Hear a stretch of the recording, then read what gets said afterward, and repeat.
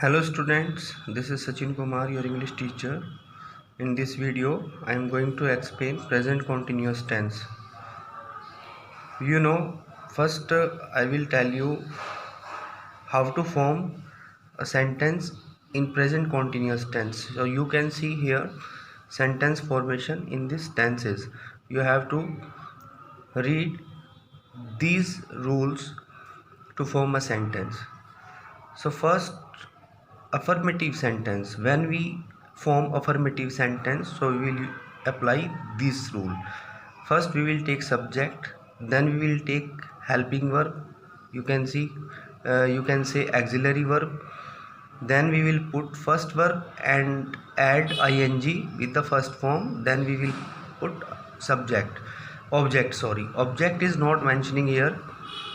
So in this form, helping verb is rm. You have to take your helping verb according to subject. If your subject is I, so you will place am. If your subjects are singular, so you will take is, and if your subject are plural, so you will take are. Then you will place ing form, then you will put object. In negative sentence, subject plus is rm plus not, then ing form, then object. You can make negative sentence. When we form interrogative sentence, so we will take helping verb in the beginning of the sentence according to the subject. If our subject is I, so we will take am in the beginning of the sentence. So according to these rules, we can form sentence in present continuous tense. If we talk about in Hindi, so the sentence which ends with रहा है, रही है, रहे हैं, so these sentence are formed in present continuous tense. So you can see here a chart.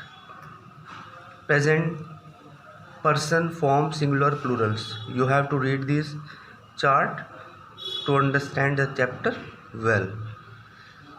In next, I will explain uses of present continuous tense. Number how to use, when use.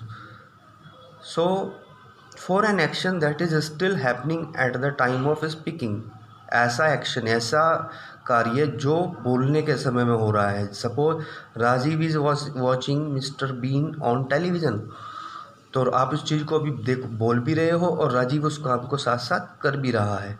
She is trimming her nails now.